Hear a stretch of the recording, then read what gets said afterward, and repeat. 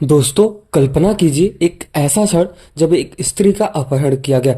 उसे उसका प्रेम भी ठुकरा देता है, उसका समाज उसे अस्वीकार कर देता है और उसकी खुद की नियति उससे छीन ली जाती है। एक स्त्री जो युद्ध के मैदान में उतरती है और भगवान परशुराम और भीष्म जैसे अमर योद्धाओं को चुनौती देने लगती है। कौन थी वह स्त्री और क्यों उसकी कहानी महाभारत के सबसे रहस्यमयी अध्यायों में से एक माना जाता है? क्या यह बदले की भावना थी या फिर उसके पीछे कोई गहरा सत्य छिपा हुआ था? तो आइए अम्बा की कहानी, अविश्वसनीय कहानी को जानते हैं। बस इसके लिए वीडियो में अंत तक जरूर बने और अगर वीडियो पसंद आती है तो वीडियो को लाइक करें, जिसमें ये छिपा है कि प्रेम, प्रतिशोध और न्याय का संघर्ष भी बताया जाता है। तो चलिए फिर वीडियो को शुरुआत करते हैं और काशी के स्वयंवर और अम्बा का दर्द के बारे में जानते हैं। कहानी कुछ इस प्रकार है। जब काशी की नगरी शुरू होती है, काशी के राजा ने अपनी तीन पुत्रियां अम्बा, अंबिका और अंबालिका के लिए एक स्वयंवर का आयोजन करते हैं। काशी का राजदरबार योद्धाओं और राजाओं से खचाखच भरा हुआ था। सबकी नजरें इस बात पर थी कि कौन इन तीन राजकुमारियों से वर्ण करेगा या फिर शादी विवाह करेगा। भीष्म हस्तिनापुर के सेनापति थे। अपने छोटे भाई विचित्रवीर्य के लिए राजकुमारियों का अपहरण करने पहुंच गए। वहां पे स्वयंवर की मर्यादा को तोड़ते हुए उन्होंने राजकुमारियों को बलपूर्वक अपने रथ में बैठा और हस्तिनापुर की ओर प्रस्थान कर गए। अब इसी में बताया जाता है कि हस्तिनापुर पहुंचने के बाद अम्बा ने सत्यवती और भीष्म पितामह के सामने अपनी बात रखी। उसने कहा कि मैंने मन ही मन राजा सालों को अपना पति चुन लिया है। यदि आप मुझे यहाँ ना लाते तो मैं उन्हें स्वयंवर में माला पहना चुकी होती। यह सुनकर सत्यवती को अम्बा को सालों के पास भेज दिया जाता है। लेकिन सालो, जो भीष्म के हाथों पराजित हुआ था, अम्बा को स्वीकार करने से इनकार कर देता है। सालों का ऐसा कहना था कि तुम्हारा अपहरण भीष्म के द्वारा हुआ है। मैं एक पराजित राजा हूँ, मैं तुम्हें स्वीकार नहीं कर सकता। जब अम्बा वापस हस्तिनापुर लौटती है तो उसे पता चलता है कि उसकी दोनों बहनें विचित्रवीर्य से विवाह कर चुकी है। विचित्रवीर्य ने भी अम्बा से विवाह करने से मना कर दिया। अम्बा के पास कोई और विकल्प तो था नहीं। अब यहाँ पे बात आती है जब उसने भीष्म से कहा कि तुमने मेरा अपहरण किया, अब भारत में कोई भी मुझसे विवाह नहीं करेगा, इसलिए तुम्हें ही मुझसे विवाह करनी पड़ेगी। लेकिन भीष्म पितामह, जिन्होंने आजीवन ब्रह्मचर्य का व्रत ले रखा था, उन्होंने इसको ठुकरा दिया। अम्बा ने गुस्से में हस्तिनापुर छोड़ दिया और बताया जाता है कि प्रतिशोध की शपथ ले ली और उन्होंने कहा कि मैं तुम्हारा विनाश करूंगी। भीष्म पितामह ऐसा उनसे कहते कि मैं जब तक तुम्हें खत्म नहीं कर देती, जब तक तुम्हारा विनाश नहीं कर देती, तब तक मैं शांत नहीं बैठूंगी, चाहे इसके लिए मुझे स्वयं को समाप्ति क्यों न करना पड़े। जब तक मैं तुम्हें खत्म नहीं कर देती तब तक मैं शांत नहीं बैठूंगी, ऐसा करके। अब आता है परशुराम का हस्तक्षेप इसके बीच में। इस महाभयंकर युद्ध जब सब कुछ हो रहा था, इसमें आता है परशुराम का नाम। बताया जाता है कि अम्बा ने पूरे भारत में मदद की तलाश की। मतलब एक एक जगह उन्होंने गई, उन्होंने देखा और जाके पूछा कि क्या आप मदद करने वाले हो, ऐसा करके उनने एक एक राजा से गुहार लगाई। लेकिन कोई भी उनसे भीष्म के खिलाफ खड़ा होने की हिम्मत नहीं जुटा रहा था। अंत में वो भगवान परशुराम के पास पहुंचती है। भगवान परशुराम, जो स्वयं खुद भीष्म पितामह के गुरु माने जाते हैं, अम्बा की स्थिति सुनकर विचलित हो गए। उन्होंने अम्बा को न्याय दिलाने का वचन दिया।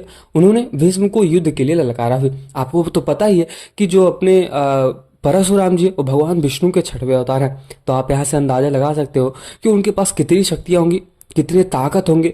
और एक बात तो और है कि भीष्म पितामह के वो गुरु थे। तो आप यहाँ से भी एक बात और अंदाजा लगा सकते हो कि भीष्म पितामह और जब भगवान परशुराम में महाभयंकर युद्ध होगा तो कौन जीतेगा। अब इसी में भगवान परशुराम और भीष्म का युद्ध होना स्टार्ट हो जाता है। ऐसा बताया जाता है कि युद्ध का मैदान कुरुक्षेत्र बना। मतलब एक ऐसा मैदान बना जहां पे इन दोनों युद्ध करने वाले थे। भगवान परशुराम और भीष्म के बीच लगभग 24 दिनों तक बहुत ही घमासान युद्ध चला। इस युद्ध में धरती कांप उठी। परशुराम ने अपनी दिव्य शिक्षा और शास्त्रों का बहुत ही अच्छी तरीके से उपयोग किया, जबकि भीष्म ने अपनी पूरी शक्ति झोंक दी। लेकिन एक बात तो तय है, गुरु तो गुरु ही होता है, क्योंकि भगवान परशुराम ने स्वयं भीष्म पितामह को ज्ञान दिया है। तो आप यहाँ से अंदाजा लगा सकते हो कि वो जब गुरु है तो चेला कुछ भी कितना भी ज्यादा ताकतवर क्यों ना हो जाए, वो आगे नहीं दे सकता। अब ऐसा कहा जाता है कि 23वीं रात जो थी, 23वां दिन था, उसमें भीष्म पितामह ने परशुराम के खिलाफ एक अंतिम अस्त्र, पशु पदार्थ अस्त्र का आह्वान किया। मतलब ये चीज छोड़ा सामने के लिए। तो यह अस्त्र इतना ज्यादा विनाशकारी था कि पूरे भारतवर्ष के लिए खतरा बन गया। भगवान परशुराम ने इस अस्त्र की शक्ति को पहचान लिया और अपने हथियार डाल दिए। उन्होंने कहा कि भीष्म, तुमने युद्ध जीत लिया है, लेकिन याद रखना कि अंबा का न्याय अभी भी बाकी है। अब एक ऐसा चीज बताया जाता है कि अगर दो योद्धा आपस में लड़ रहे हैं तो उसमें सबसे ज्यादा महत्वपूर्ण चीज ये होती है कि जो योद्धा है आपस में जो युद्ध लड़ रहे हैं कौन कौन सा तीर छोड़ा जा रहा है। सबसे ज्यादा शक्तिशाली तीरों में तो नहीं होता था, धनुष में भी तो ज्यादा नहीं होता था, उस मंत्र में होता था जब उसको छोड़ा जाता था। तब अगर कोई योद्धा पाशुपतास्त्र ब्रह्मास्त्र छोड़ रहा है तो उसको सामने वाला जो योद्धा होता था वो अक्सर झुक जाता था, क्योंकि प्रभु का सम्मान भी करना बहुत ही ज्यादा जरूरी होता था। अब यहाँ पे बताया जाता है कि अंबा का अगला कदम और रहस्यमयी तपस्या के बारे में। अब युद्ध तो समाप्त हो गया, 23वें दिन ही युद्ध समाप्त हो गया, लेकिन अंबा के मन का प्रतिशोध अभी भी बाकी था, वो समाप्त नहीं हुआ था। उसे हिमालय का रुख किया और महादेव की कठोर तपस्या में लीन हो गई। उसकी तपस्या इतनी कठोर थी कि स्वयं देवता भी विचलित हो उठे थे। महादेव ने प्रकट होकर कहा कि वत्स तुम्हारी क्या तपस्या है, मतलब जो आपने तपस्या की है इसमें आप क्या चाहती हो। तो आपकी इस तपस्या से मैं बहुत ही ज्यादा प्रसन्न हो चुका हूँ, आपको जो कुछ मांगना है आप मांग लो, मैं तुम्हारी इच्छा पूरी करने के लिए आ चुका हूँ। अगले जन्म में तुम शिखंडी के रूप में जन्म लेने वाली हो और भीष्म का विनाश तुम्हारे हाथों ही होगा। अब महाभारत के युद्ध में जब शिखंडी का जन्म हुआ और भीष्म पितामह का पतन हुआ तब के बारे में बात करते हैं। महाभारत के इस महाभयंकर युद्ध में अंबा ने शिखंडी के रूप में जन्म लिया। शिखंडी द्रौपदी के पुत्र माने जाते हैं और उनकी नियति भीष्म का अंत ही करना था। कुरुक्षेत्र के मैदान में जब शिखंडी ने भीष्म पितामह के सामने कदम रखा तो भीष्म ने अपने हथियार डाल दिए। भीष्म ने कहा कि मैं एक नारी पर हथियार नहीं उठा सकता, चाहे वह किसी भी रूप में हो।